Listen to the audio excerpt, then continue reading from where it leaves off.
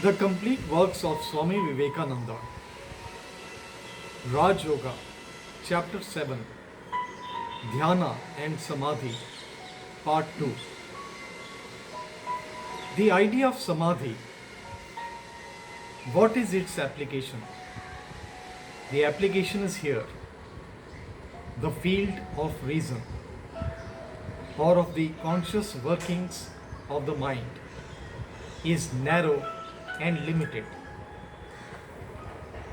There is a little circle within which human reason must move. It cannot go beyond. Every attempt to go beyond is impossible. Yet it is beyond this circle of reason that there lies all that humanity holds most dear. All these questions, whether there is an immortal soul, whether there is a God, whether there is any supreme intelligence guiding this universe or not, are beyond the field of reason. Reason can never answer these questions. What does reason say? It says, I am agnostic. I do not know either yea or nay. Yet these questions are so important to us.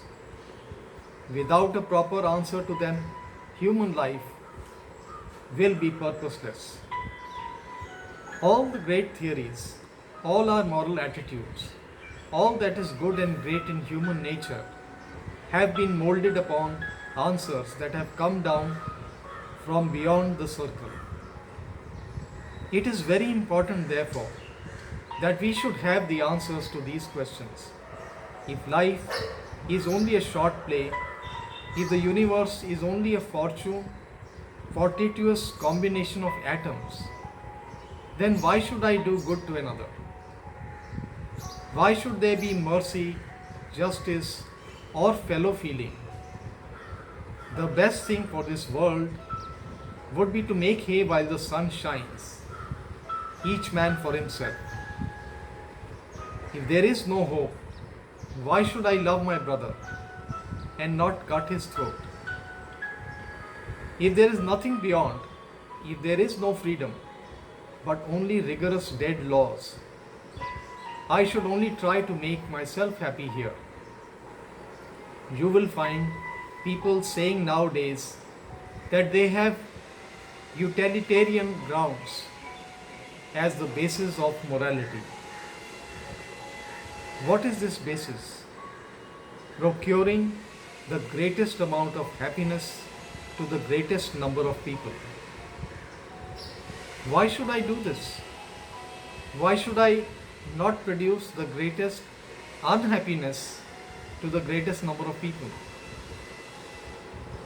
If that serves my purpose, how will the utilitarians answer this question?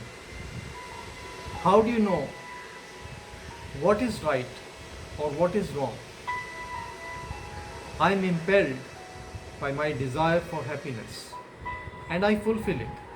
And it is my nature, I know nothing beyond it.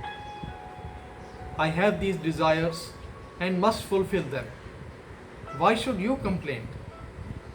Whence come all these truths about human life, about morality, about the immortal soul, about God, about love and sympathy, and about being good, and above all, about being unselfish? All ethics, all human action, and all human thought hang upon this one idea of unselfishness. The whole idea of human life can be put into that one word, unselfishness. Why should we be unselfish? Where is the necessity, the force, the power of my being unselfish? You call yourself a rational man, a utilitarian, but if you do not show me a reason for utility, I say that you are irrational. Show me the reason why I should not be selfish. To ask one to be unselfish may be as good as poetry, but poetry is not reason. Show me a reason. Why shall I be unselfish? And why be good? Because Mr. and Mrs. so and so say does not weigh with me. Where is the utility of my being unselfish? My utility is to be selfish if utility means the greatest amount of happiness. What is the answer? The utilitarian can never give it. The answer is that this world is only one drop in an infinite ocean, one link in an infinite chain. Where did those that preached unselfishness and taught it to the human race get this idea? We know it is not instinctive. The animals which have instinct do not know it. Neither is it reason. Reason does not know anything about these ideas. Whence then did they come? We find in studying history one fact held in common by all the great teachers of religion the world ever had. They all claimed to have got their truths from beyond. Only many of them did not know where they got them from. For instance, one would say that an angel came down in the form of a human being with wings and said to him, "Here, O man, this is the message." Another says that a deva, a bright being, appeared to him. A third says he dreamed that his ancestor came and told him certain things. He does not know anything about beyond that. But this is common, that all claim that this knowledge has come to them from beyond, not through their own reasoning. What does science of yoga teach? It teaches that they were right in claiming that all this knowledge came to them from beyond reasoning, but that it came from within themselves. The yogi teaches that the mind itself is a higher state of existence, beyond reason, a superconscious stage. And when the mind gets to that higher state, then this knowledge, beyond reasoning, comes to a man.